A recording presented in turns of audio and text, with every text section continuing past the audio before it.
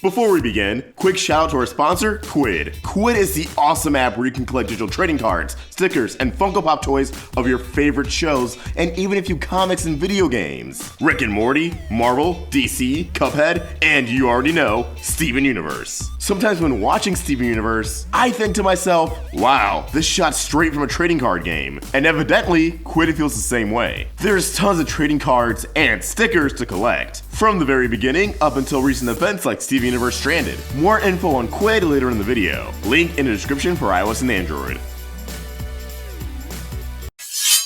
Hey guys, AwestruckVox here, and welcome back to Crystal Clear, the show that talks about anything and everything Steven Universe. As we enter the final month of the early 2018 hiatus, hopefully the longest one we get this year, I don't want to spend this episode theorizing and speculating future plot points, but rather talk about this current season. We're nearly halfway through Season 5, and back in 2015 when the season was known as Season 3, and as time went on, the more Rebecca Sugar and her amazing team began to hype up the season, I don't think we had a clue what was in store for us. We're only 12 episodes in, yet it feels like we've had more plot progression here than any season before, and that's because we have. Now, in terms of major events, we haven't quite surpassed that compared to other seasons, but I'm referring more to the rapid succession of plot points, the rate we've gotten them. Aside from arguably Back to the Kindergarten, which I still think is important, every episode has introduced a new piece of Steven's universe, or affect the overall status quo, even the Townie episodes. There's a reason for this, not only for what I speculated before, about Gardner being put in a corner where the season ends on such a massive cliffhanger and a strong run of episodes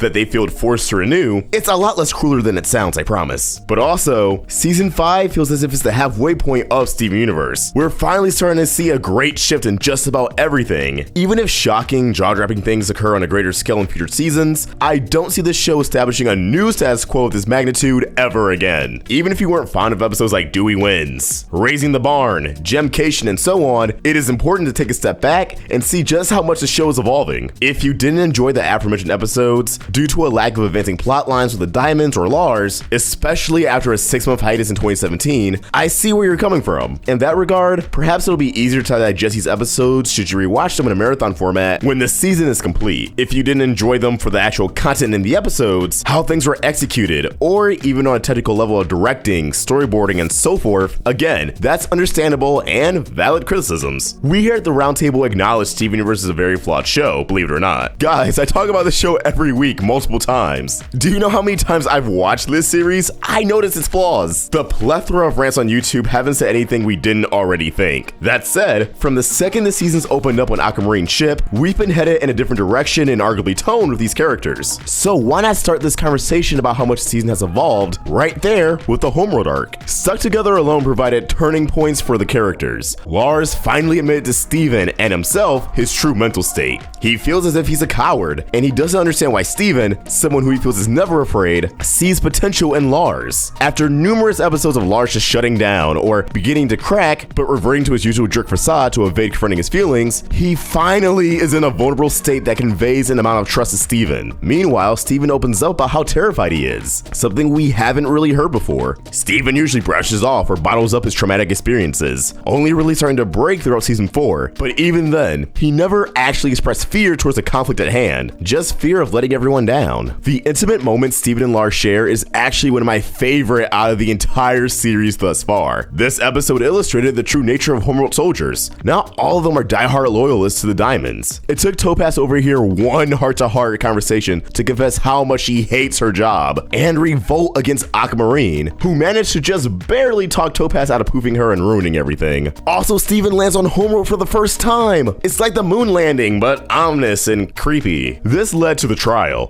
where both Blue and Yellow Zircon were introduced. Steven came face to face with the Diamonds for the very first time. No hiding in bushes or avoiding contact when one of them breaks into song. Eyeball was reintroduced into the story, even if briefly. We learned Homeworld does identify Rose's sword as the murder weapon. We gained more details on Pink shattering. Pink Pearl was finally mentioned and brought to the audience's attention, and we learned the evidence of Pink's demise doesn't add up to Rose being the culprit, but rather another diamond. Shifting this into into a murder mystery while causing a rift to form between Yellow and Blue Diamond. And to top it all off, we finally see Homeworld's skyline for the first time. Yes, this was referred to as the skyline on the podcast, which may confirm my theory that this is Homeworld's capital. Other details include the diamonds meaning Lars as well, which could come into play down the road, and the diamonds being under the impression Steven, or Rose, is still on Homeworld. This takes us to Off Colors, which of course introduced the Off Colors. It gave us a look at an abandoned part of Homeworld, once again hinting at fusion being an original aspect of their culture. We saw Homeworld's original kindergarten, likely the first kindergarten, each section marked for a particular court. Lars' character arc starts to become full circle as he finally makes a sacrifice for someone other than himself, causing him to die and get resurrected, changing in hue as a result, something that was planned since the series was originally greenlit. Seriously, Rebecca Sugar revealed in the podcast her original pitch for Steven Universe had Lars die and come back to life as early as episode 2. Lars' head explored a bit more in relation to the ramifications of a Rose Quartz's resurrection abilities or organic life, mainly Lars' hair acting as a gateway to the pocket dimension that was originally exclusive to Lion. We figured out the mystery to Lion. He was a normal lion that at some point died and Rose brought back to life. Obviously one of Rose's own lions that we saw in Buddy's book. Steven has a way to go between Earth and Homeworld, and Lars' full circle character arc progresses once more as he forces Steven to finally put himself before others by going back home, leaving Lars and the Off Colors behind to find their own path there. We got insight that Homeworld perpetuated the idea that Earth was no more if the Off Colors are anything to go by. I smell a cover up. Now usually this is where the season would slow down for a bit and goof off, which it does slow down, but only in relation to Homeworld shenanigans. In fact, Dewey Wins is one of the most important episodes of the series. Rebecca Sugar stated at New York Comic Con 2017 that things can never go back to normal for Steven, and from now on, he's going to find himself in a very different situation. And those words couldn't have been more spot on. Something that annoyed me in the series prior was that the main cast would never react when Steven goofed up. When he caused Peridot to report them, they acknowledge that was a huge mistake, but he has no immediate consequence. They brush it off, giving a list of humans for the diamonds to abduct. Garnet quite literally says, "Don't worry about that now," and he definitely doesn't. And yeah, you could argue the gems aren't gonna waste time being mad at him, and that's true, but Steven himself rarely feels guilt either. Connie puts her foot down, and because of Steven turning himself in, without even trying to work with Connie, they have a falling out that mirrors the season 2 opener. Full disclosure, Dewey steps down as mayor of Beach City, giving it up to Nanaflow, one of the only townies who's gone toe-to-toe with a corrupted gem. Dewey no longer mayor is a major shakeup to the status quo, because as we've seen throughout this episode and in the past with political power,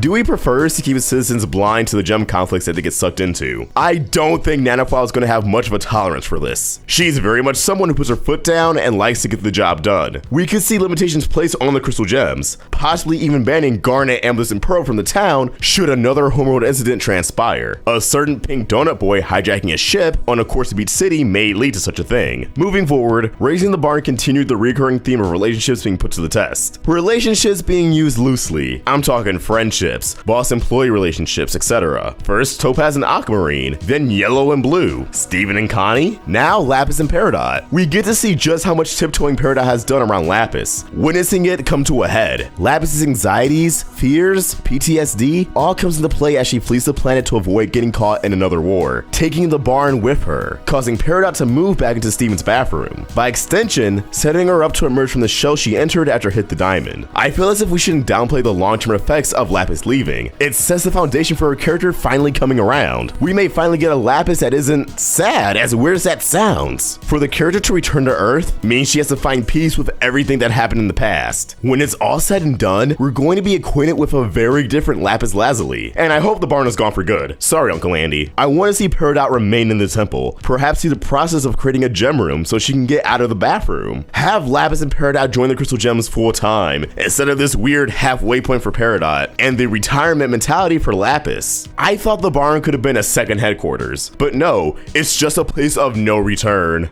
Again, another quick thanks to today's sponsor, Quid, the overly addicting app where you collect digital trading cards, stickers, and toys, and you won't find these in stores. They're only on Quid, including some smash hit Cartoon Network shows, Steven Universe, Adventure Time, Gumball, and that's just scratching the surface. Now, stickers are definitely my favorite part about Quid. These stickers aren't just for show. Every last sticker you can let can be plopped onto your iMessages and photos. Look, we're hanging with Finn. There's tons of freebies for these stickers, cards, and toys. But you typically buy these with coins, which you get thousands of every few hours just by logging in. Where else does that happen? The downside is that that everything can't sell out, especially the really cool ones. But if they do, that's where trading comes in. I guarantee if someone has something you want, you have something they want. Get out there, get social, negotiate. Speaking of being social, we're on the app as well. Username is AwestruckVox. Quiz available for iOS and Android. Links in the description. Now back to the show. Gem Keisha was mainly Steven glued to his phone, and the Gem's oblivious to the fact that something else may be wrong other than Homeworld. But my takeaway from this episode was something that impacts the story in the long term. Even if he was mourning the dying friendship between him and Connie, Steven had no interest in opening up to the Gems about what happened on Homeworld. Steven's done looking to them for clarification, for answers. He didn't even want them to waste their breath trying to appease to him. Not just because of everything that's happening with Connie, but he knew they'd only spit out half-truths. This goes to show Steven isn't going to rely on them for guidance anymore, evident later on in the season by him visiting Lars. It feels as if the Gems were not clued in on this. Why would they let Steven go to what they assumed would be Homeworld alone, when he's still a wanted fugitive? Yeah, I don't think Connie tagging along would have been much more assuring. They're still just kids. And come to think of it, they may not even be aware of Lion and Lars. Unless we see it on screen or mentioned on screen, we can't just assume. We're finally moving past the formulaic Steven asks questions, the Gems dance around an answer trope the show grew into. Now yes, Steven isn't super invested in finding out who shattered Pink Diamond, probably because the Diamonds are looking for him on Homeworld, while his falling out of Connie was a lot more immediate, smacking him right in the face. This definitely contributed to his boredom towards discussing Homeworld, but it doesn't justify his reactions to the Gems, especially Garnet. They were just trying to open up to him. I feel as if that would have happened even without Connie giving him the cold shoulder. Ideally, the Gems are going to catch on to this and lay out everything they know on the table sooner than later, aside from Pearl, which this episode made apparent there's something weird going on with her ability to communicate information, or lack thereof. Back to the Kindergarten had mixed reception when it was initially released, but a common praise I read dubbed it as the return of Season 2 Peridot. I just see this as a Peridot who isn't putting all her time and effort into Lapis. Aside from the cynical meltdown in the episode's climax,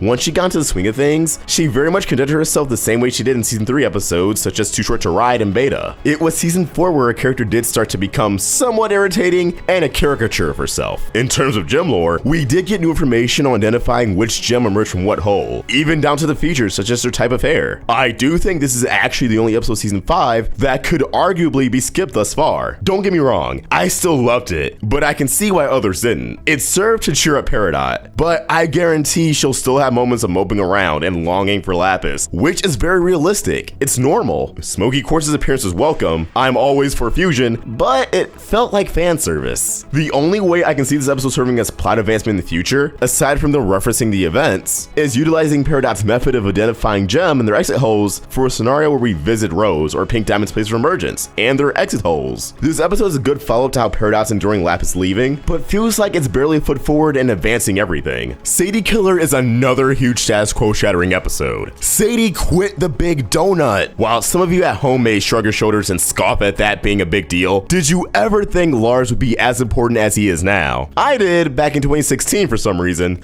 but Sadie is an important character too. Her and Lars are one of Rebecca Sugar's earliest characters, existing way before Steven Universe was a thing. Rebecca Sugar actually recently implied on the podcast that Sadie's just as important as Lars is, which makes sense as they're not only romantic interests, but with this episode, they are closer than ever to serving as a parallel for Rose and Greg. One's leading a rebellion against Homeworld, while the other is pursuing a career in music. As Sadie starts her band, Sadie Killer and the Suspects, with the cool kids. Ian, JQ, and Sugar discussed on the podcast, Sadie quitting her job was a long time coming. Another plot point they had planned from the get-go. Even if it's just a small piece of the puzzle in what Sadie and Lars will become, the formation of Sadie's band already had an impact on Lars 2 episodes from this point. Not to mention, the very first shot of Gem Glow was the big donut. Let that sink in. Neither of his employees are working there anymore. If the idea of Bill Dewey taking over the shop comes to fruition, which both the character and the shop share the same initials, it could get renamed to Dewey's Donuts. This may be the end of the big donut as we know it. That's more than just a donut shop. It symbolizes how much the world around Steven is changing alongside him and his friends. Nothing is staying the same. People change, feelings change. Townie episodes are going to have a very different feeling from here on out.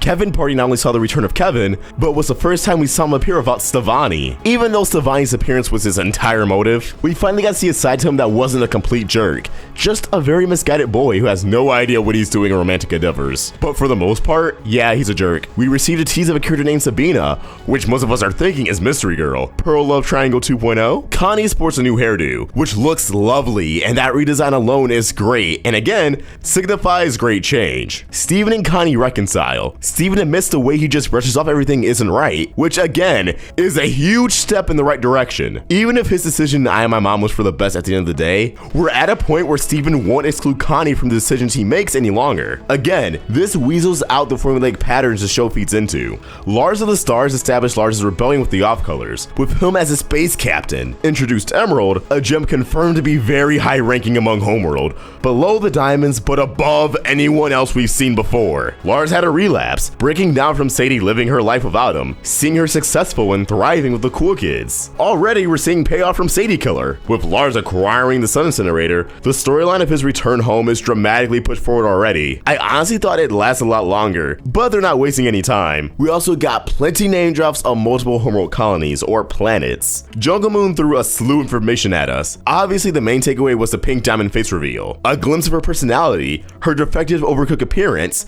and her dynamic with Yellow Diamond. Yet, that's just scratching the surface. We know Steven, at least Fuses Stevani, can access memories with his empathetic telepathy. Does this mean he has a deeper connection with Pink Diamond? Possibly, but anything that feeds into the Rose's Pink Diamond craze, I stay away from with a 10-foot pole. We're introduced to another diamond base. Learn that whatever these orbs are, they are tangible solid objects that are gray and almost metallic when inert, and see what the remains of a former gem Connie looks like. It's terrifying. Not to mention aliens that aren't gems, or Sneeple unfortunately. Sure, they aren't walking, talking creatures that could overthrow Homeworld, but it's a step towards that. It confirms the gems and humans truly aren't alone. I expect we're going to see more and more alien species as the series progresses, and get a better understanding of who Homeworld has fought before, enemies of their own. So yeah, 12 episodes in, and everyone has pushed us forward in plot progression or changed the status quo. Previous seasons have had episodes that are important in either exploring Steven's powers, or developing a character, or foreshadow a great event, but the status quo itself was always safe. Not anymore. Anything can happen at any time. If Beach City, character dynamics, and the lore has changed so much already, what will the show look like by the end of the season? Again, get excited, because it really is only going to get bigger. We have Pearl and Rose's origin story coming up, a guaranteed Lapis arc, a possible Ruby and Sapphire wedding I'm dying to talk about a bit more extensively on. We know from recording booth pictures that Nanafwa is likely going to interact with gems, meaning her role as Mary could play into the story a lot sooner than the pacing is used to. And of course, the Pink Diamond murder mystery. I'm just excited to see how this all leads up into the grand season finale arc, which somehow spins into Garnet, Amethyst, Pearl, Lapis, Peridot, and Stevani all in the same place together in what was described as an action-packed episode. I wouldn't be surprised if Lars and the Off-Colors make way here either. This season, guys, so much bigger than you think. I haven't seen an animated series this ambitious to reformat its settings in such a long time. Well, besides Star vs. the Forces of Evil, that's also completely changed its setting and set a new status quo, and that's only 3 seasons deep. But what do you guys think? Drop your thoughts in the comments below, or tweet those thoughts directly to me at AwestruckVox. Follow Roundtable on Twitter, Facebook, and Instagram, all at Roundtable Vids, and on Snapchat at RoundtableYT. If you want to help us grow, consider supporting us on Patreon, or snagging a Steven Universe inspired design for our Teespring store. If you enjoyed this episode of Crystal Clear, please throw it a like, share, and if you're new here, subscribe. Hit that bell for notifications to stay in the loop with all things Steven. Thank you for watching, and I hope you have a great day. AwestruckVox, out.